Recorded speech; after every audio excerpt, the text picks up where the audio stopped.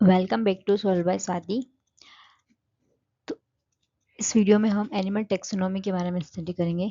तो animal taxonomy क्या होती है, जो कि एक जूलॉजी का पार्ट है एनिमल टेक्सोनॉमी। तो टेक्सोनॉमी मतलब जितने भी एनिमल्स हैं उन्हें उनका नॉमेनक्लेचर करना और उन्हें क्लासिफाइड करना। अब ताकि जो है उनका स्टडी इजी रहे, इसीलिए उनका क्लासिफिकेशन बहुत ही इम्पोर्टेंट है। तो उन्हें किस बेसिस पे क्लासिफाई किया जाए, तो टेक्सिस का मतलब यहाँ पे होता है अरेंजमेंट और नॉमोस मतलब लॉ। मतलब टेक्सोनॉमी में कुछ लॉज को फॉलो करके एनिमल्स का जो क्लासिफिकेशन है उन्हें कैसे क्लासिफाइड किया जाए, उन्हें कैसे अरेंज किया जाए, उस बेसिस पर यहाँ पर एनिमल टेक्सोनॉमी के अंदर हम पूरा स्टडी करते हैं।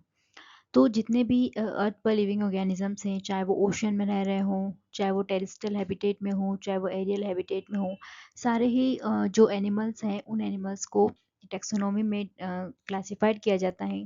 तो अरिस्टोटल जो हैं, अरिस्टोटल फादर ऑफ जूलॉजी के नाम से भी जाने जाते हैं और इन्हें एंशिएंट टेक्सोनॉमी का फादर भी कहा जाता है। मतलब जो पहले एनिमल को कैसे क्लासिफाई किया जाए, तो उन्होंने पहले कुछ रूल्स बताए थे जिन्हें कि बहुत टाइम तो यूज़ किया गया एनिमल्स को क्लासिफिकेशन करने के लिए, लेकिन फर्दर फिर इन्हें चेंज किया गया।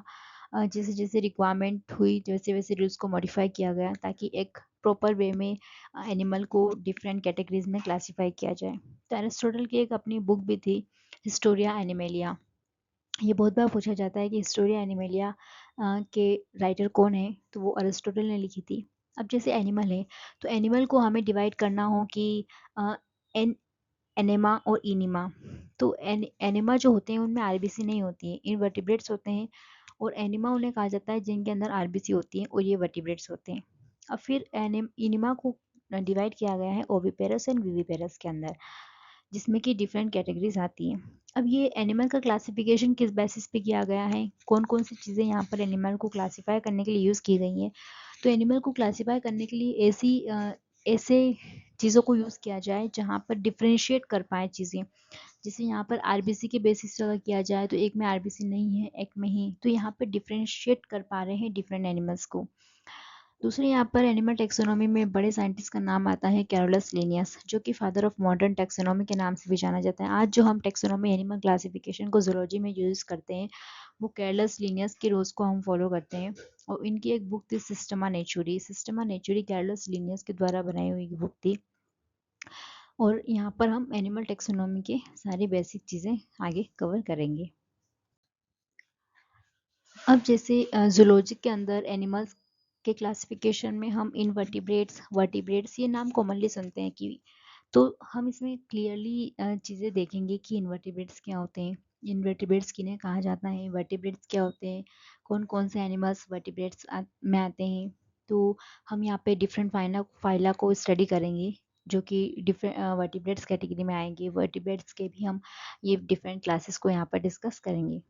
तो इन एनिमल्स को जितने भी लिविंग एनिमल्स हैं अर्थ पर, उन्हें किस बेसिस पे क्लासिफाई किया जाए, क्योंकि उनके क्लासिफिकेशन का ही मेन मोटो ये है कि उन्हें स्टडी करना आसान हो। एक कोई भी एनिमल हो, उसे प्रॉपर अपने प्लेस पे किस कैटेगरी में वो आता है उसे वहाँ रखा जाए। तो एक बेसिस ऑफ क्लासिफिकेशन होना चाहिए, किन किन बेसिस पर इन एनिमल्स को क्लासिफाई किया जा सकता है। तो फर्स्ट होता है यहाँ पर लेवल ऑफ बॉडी ऑर्गेनाइजेशन।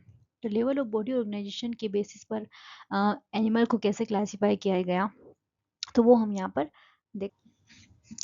तो एनिमल्स की जो बॉडी है, वो एनिमल्स की बॉडी का लेवल ऑफ ऑर्गेनाइजेशन क्या है। तो आइदर वो क्या हो सकता है, वो प्रोटोप्लाज्मिक लेवल हो सकता है उनके, जैसे कि ए सेलुलर ऑर्गेनिजम्स में होता है जिनमें सेल्स नहीं होती हैं। तो अगर ए सेलुलर ऑर्गेनिजम्स में देखा जाए, तो वहाँ पर पूरा जो सेल होता है वही सारे बॉडी के फंक्शंस को परफॉर्म कर रहा होगा। तो वहाँ पे प्रोटोप्लाज्मिक लेवल। फिर इससे हायर लेवल पर अगर हम जाएँ, तो प्रोटोप्लाज्म से फिर यहाँ पर सेलुलर लेवल होता है, यहाँ पर सेल्स काम करती हैं। फिर सेलुलर लेवल से टिश्यू, बहुत सारी सेल्स मिलके आपस में टिश्यू बनाती हैं।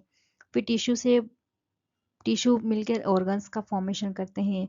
और फिर ऑर्गन्स यहाँ पे ऑर्गन सिस्टम का फॉर्मेशन करते हैं। डिफरेंट ऑर्गन्स आपस में कोऑर्डिनेट वे में काम करके ऑर्गन सिस्टम बनाते हैं। और ये ऑर्गन सिस्टम यहाँ पे फिर फर्दर एनिमल का कंप्लीट बॉडी ऑर्गेनाइजेशन फॉर्म करते हैं। तो एक तो हमारा क्लासिफिकेशन का ये हो गया कि जो एनिमल है वो एनिमल आइदर प्रोटोप्लाज्मिक लेवल में है, उसका जो बॉडी ऑर्गेनाइजेशन वो सेलुलर फॉर्म में है, टिश्यू से बना हुआ है, ऑर्गन से बना हुआ है, ऑर्गन सिस्टम से बना हुआ है। तो ऐसे करके हम यहाँ पर body level of body organisation का बेसिस ऑफ क्लासिफिकेशन देखते हैं।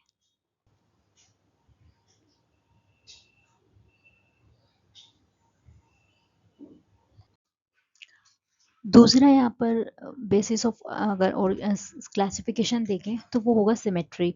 अब एनिमल्स को सिमेट्री के बेसिस पे कैसे डिवाइड किया जाए, तो एनिमल्स जो होंगे आइदर उनमें सिमेट्री प्रेजेंट होगी। अगर उनमें सिमेट्री है मतलब उनका जो बॉडी ऑर्गेनाइजेशन है वो सिमेट्री में है, या फिर यहाँ पर आइदर वो एसिमेट्री होगी या फिर वो रेडियल सिमेट्री होगी।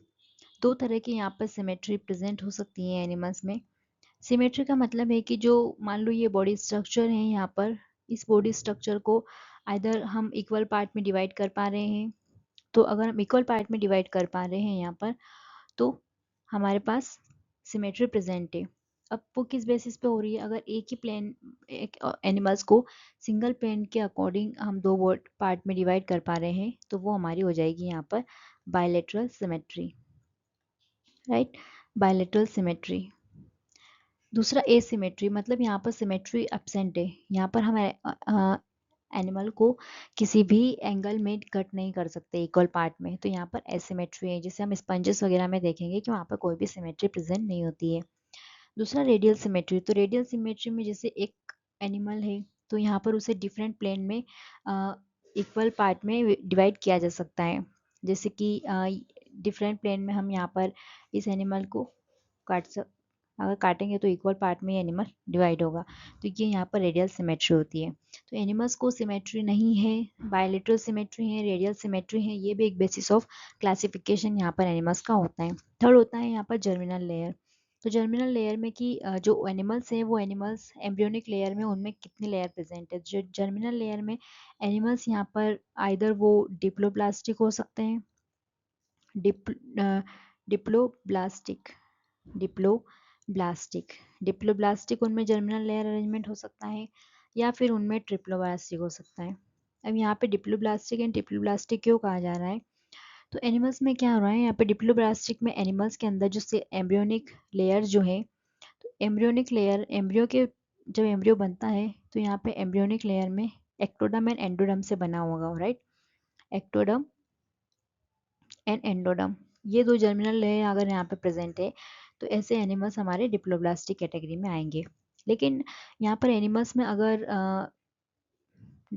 दो एक्टोडर्म एंडोडर्म, ये हमारा एक्टोडर्म हो गया, इंटरनल हमारा एंडोडर्म हो गया, राइट, एंड जो इनके बीच में अगर यहाँ पर थर्ड लेयर प्रेजेंट हो तो फिर यहाँ पर हमारा ट्रिप्लोब्लास्टिक ऑर्गेनिजम्स, ये यहाँ पर हमारा मेसोडर्म होगा। तो अगर यहाँ पर 3 जर्मिनल लेयर है तो हमारे डिप्लोब्लास्टिक एनिमल हो जाएंगे, और अगर 2 जर्मिनल लेयर है तो डिप्लोब्लास्टिक एनिमल हो जाएंगे।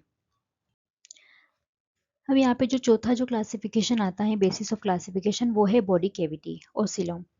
मान लो ये हमारी बॉडी वॉल है और ये हमारा गट है। गट मतलब mouth to anus, mouth to anus जो हमारा गट है, डाइजेस्टिव पूरा सिस्टम। यहाँ पर बॉडी वॉल और गट के बीच में अगर कोई स्पेस है, उस बेसिस पे कि बॉडी कैविटी जो है यहाँ पर, ये बॉडी कैविटी कहलाएगी। तो अगर बॉडी कैविटी एब्सेंट है, बॉडी कैविटी अगर यहाँ पर एब्सेंट है, ये हमारा बॉडी वॉल हो गया। तो बॉडी वॉल और गट वॉल के बीच में अगर यहाँ पे कोई स्पेस है तो उसे बॉडी कैविटी कहेंगे और उसे सिलोम कहते हैं। तो यहाँ पर सिलोम नहीं है अगर बॉडी कैविटी एब्सेंट है, बॉडी कैविटी अगर यहाँ पर एब्सेंट है, बॉडी कैविटी एब्सेंट है तो यहाँ पर उसे कहा जाएगा एसिलोमेट। मतलब ऐसे एनिमल्स जिनके अंदर कोई भी बॉडी कैविटी प्रेजेंट नहीं है, उनका गट वॉल और बॉडी वॉल बिल्कुल यहाँ पर without any body cavity present होता है, जैसे कि हम यहाँ पर प्लेटी हेलमिंथिस में देखेंगे। दूसरा यहाँ पे अगर हम देखें तो अगर यहाँ पे स्यूडोसिलोमेट है, स्यूडोसिलोमेट ऐसे एनिमल्स होंगे जिनके अंदर बॉडी जो कैविटी है वो यहाँ पर पाउचेस के फॉर्म में प्रेजेंट होती है, मतलब कि क्लियरली डिफरेंशिएबल नहीं होगी।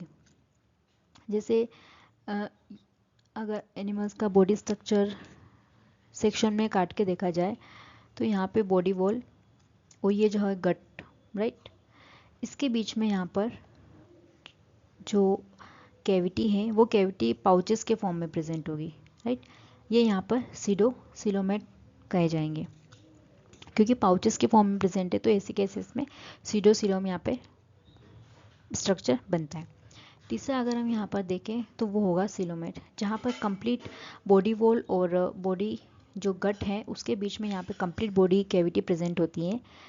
जैसे यहाँ पर हम बनाए तो ये हमारा बॉडी वॉल हो गया और ये गट हो गया, तो इसके बीच में यहाँ पर कंप्लीट कैविटी प्रेजेंट होती है, right. Complete differentiable cavity present होगी जिसे कि सिलोम कहा जाएगा। तो हम यहाँ पर जब फ्लाइलम की स्टडी करेंगे तो हम देखेंगे कि कौन से एनिमल एसिलोमेट्स है, सीडोसिलोमेट्स है, जिनके अंदर कैविटी जो है वो पाउचेस के फॉर्म में प्रेजेंट है, और सिलोमेट्स है। तो हम इसे यहाँ पर एग्जाम्पल में देखेंगे। अब यहाँ पे फिफ्थ जो बेसिस ऑफ क्लासिफिकेशन है बॉडी प्लान। अब उनका बॉडी प्लान कैसा है? बॉडी प्लान यहाँ पर आइदर सेल एग्रीगेटेड हो सकता है, मतलब सेल ही आपस में एग्रीगेटेड होकर यहाँ पर स्ट्रक्चर बनाती हैं, जैसे कि स्पंजेस वगैरह में होता है। दूसरा यहाँ पे ब्लाइंड सेक टाइप। ब्लाइंड सेक टाइप का मतलब होता है कि एनिमल्स में जो डाइजेशन सिस्टम है, डाइजेस्टिव सिस्टम जो है वो इनकम्प्लीट है। डाइजेस्टिव सिस्टम यहाँ पे क्या है? इनकम्प्लीट है, मतलब यहाँ पे सिंगल ओपनिंग होगी, राइट। डाइजेस्टिव सिस्टम में क्या होगी? सिंगल ओपनिंग, जैसे कि ब्लाइंड सेक बॉडी प्लान कहा जाएगा। ये यहाँ पर डाइजेस्टिव सिस्टम में अगर सिंगल ओपनिंग है तो यहाँ पर वो ब्लाइंड सेक टाइप का बॉडी प्लान होगा। थर्ड यहाँ पे आता है tube with in tube body plan, tube with in tube type. यहाँ पे क्या होगा? एक तो हमारा बॉडी हो गया, बॉडी का वॉल, और यहाँ पे इसमें हमारा डाइजेस्टिव सिस्टम। तो डाइजेस्टिव सिस्टम में भी यहाँ पर ऐसा लगेगा कि ट्यूब के अंदर ट्यूब प्रेजेंट है, क्योंकि डाइजेस्टिव सिस्टम में यहाँ पे दो ओपनिंग होगी, एक माउथ और एक एनस। तो यहाँ पे दो ओपनिंग होने की वजह से एक कंप्लीट ट्यूब लाइक स्ट्रक्चर बनेगा, तो ट्यूब विद इन ट्यूब हो गया। तो इस तरह का बॉडी प्लान यहाँ पर हायर ऑर्गेनिजम्स में देखने को मिलता है। जिसे हम कॉर्डेट्स वगैरह को देखेंगे तो यहाँ पर टू ओपनिंग्स प्रेजेंट होगी ट्यूब विद इन ट्यूब में, जिससे कि माउथ और एनस बनते हैं। और ये एक ट्यूब के अंदर ऐसा लगता है कि दूसरी ट्यूब प्रेजेंट है, इस लाइक का बॉडी प्लान स्ट्रक्चर होगा। तो हम ये देखेंगे कि जैसे tube with in tube body plan कहाँ है, ब्लाइंड सेक टाइप का स्ट्रक्चर किन एनिमल्स में है, सेल एग्रीगेटेड फॉर्म किस में है, तो यहाँ पर हम देखते हैं।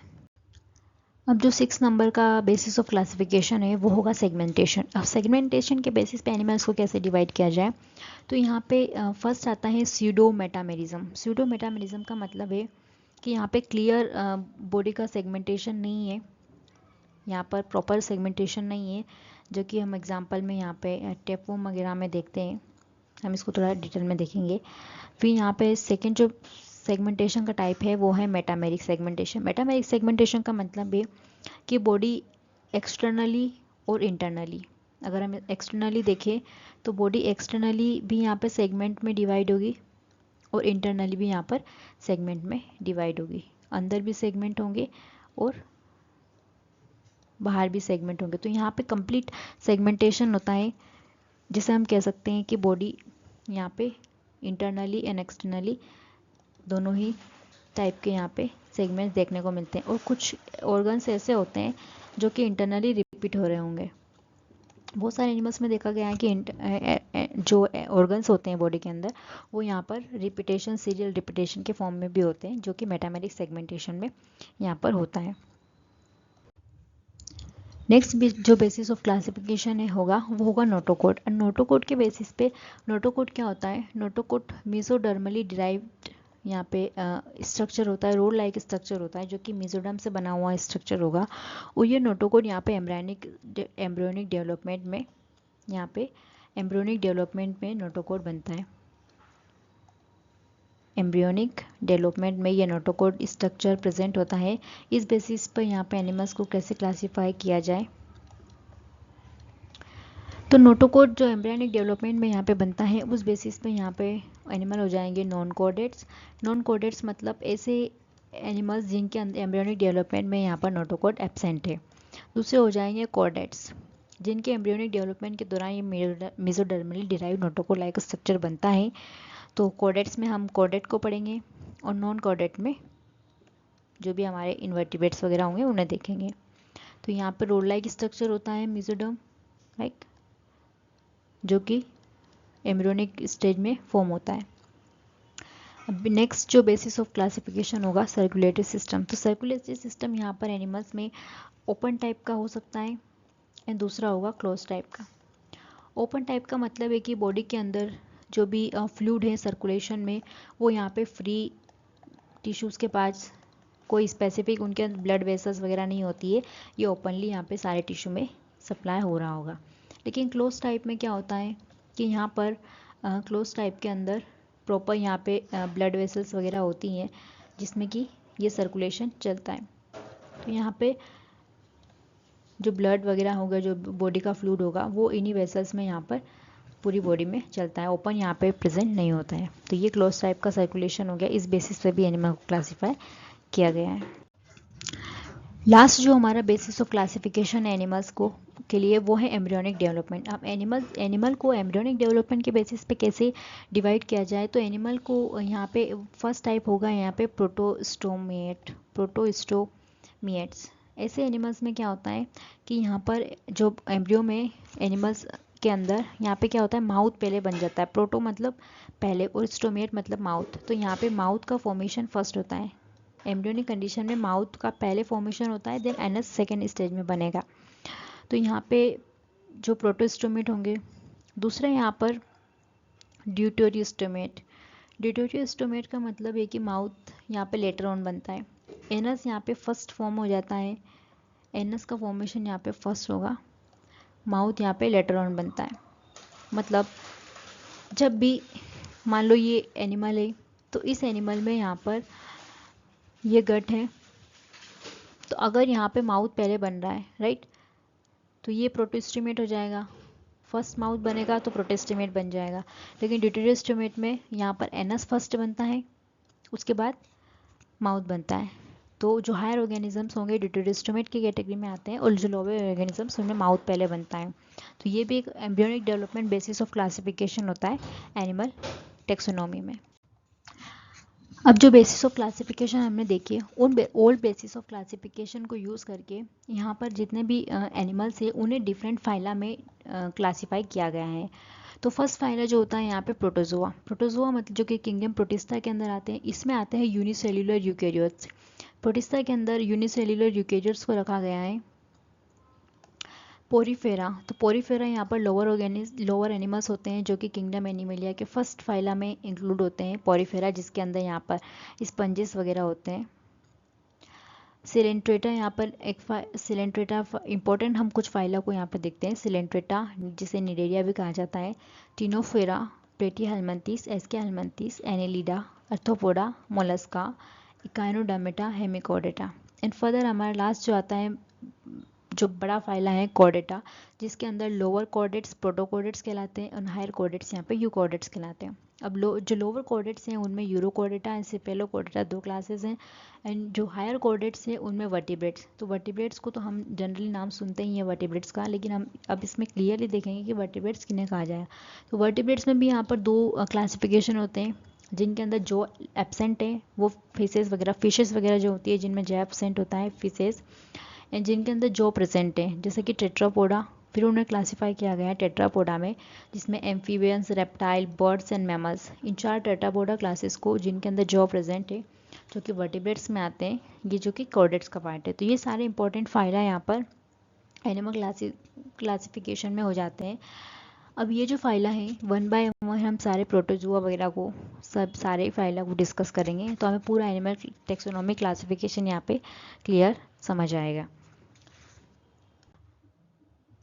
अब अगर हम एनिमल क्लासिफिकेशन का जितने भी एनिमल्स हैं अगर उन्हें मोटा मोटी यहाँ पर क्लासीफाई किया जाए तो उसका बेसिक आउटलाइन कैसे होगा।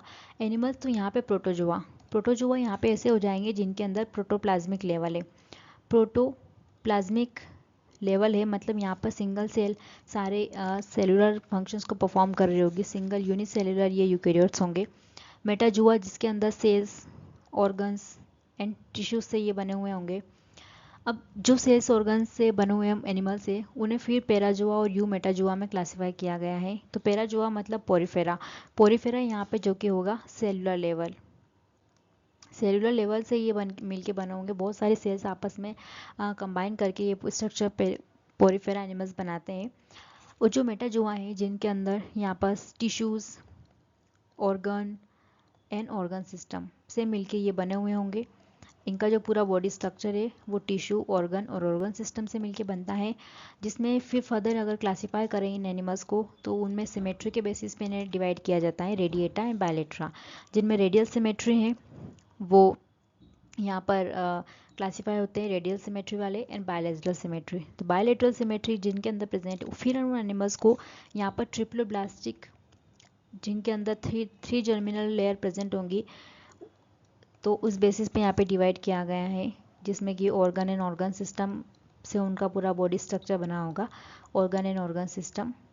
तो वो यहाँ पर हो जाएंगे एसिलोमेट, जिनके अंदर कोई भी मतलब बॉडी कैविटी एब्सेंट है, जिनके अंदर पाउचेस में बॉडी कैविटी होती हैं और जिनमें कंप्लीट बॉडी कैविटी प्रेजेंट होती है। उन्हें फिर फर्दर यहाँ पे साइजोसील एंड एंटेरोसील में डिवाइड किया जाता है। तो ये पूरा यहाँ पर थोड़ा सा बेसिक आउटलाइन है एनिमल क्लासिफिकेशन का कि इन बेसिस पर यहाँ पर एनिमल्स को डिवाइड किया जाता है। अब हम यहाँ पर तो कुछ MCQ को डिस्कस करते हैं। तो फर्स्ट है फादर ऑफ मॉडर्न टेक्सोनॉमी। तो हमने यहाँ पे ऑलरेडी हम स्टडी किए हैं कि फादर ऑफ मॉडर्न टेक्सोनॉमी किन्हें कहा जाता है। तो मॉडर्न टेक्सोनॉमी के जो फादर हैं वो कैरोलस लिनियस को जाना जाता है। एरिस्टोटल जो थे वो एरिस्टोटल है एंशियंट टेक्सोनॉमी के फादर, एंशियंट टेक्सोनॉमी के फादर एरिस्टोटल को कहा जाता है। और यहाँ पर कैरोलस लिनियस को मॉडर्न टेक्सोनॉमी के फादर कहा जाता है। विटेकर जो थे, विटेकर ने यहाँ पर 5 किंगडम क्लासिफिकेशन को दिया था, 5 किंगडम क्लासिफिकेशन को यहाँ पर विटेकर ने दिया था। नेक्स्ट जो हमारा क्वेश्चन है वो है रेडियल सिमेट्री क्या है।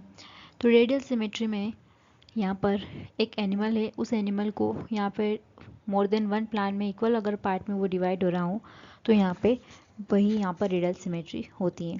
यहाँ पे कोई भी सिमेट्री प्रेजेंट नहीं है, एनिमल का स्ट्रक्चर यहाँ पे नो सिमेट्री, नो सिमेट्री। एक एनिमल को दो सिंगल प्लेन से लेफ्ट और राइट में अगर इक्वल पार्ट में अगर एनी प्लान से कट किया जाए तो लेफ्ट एंड राइट यहाँ पर इक्वल होगा। ऐसे केसेस में यहाँ पर फॉर्म होती है बायलैटरल सिमेट्री।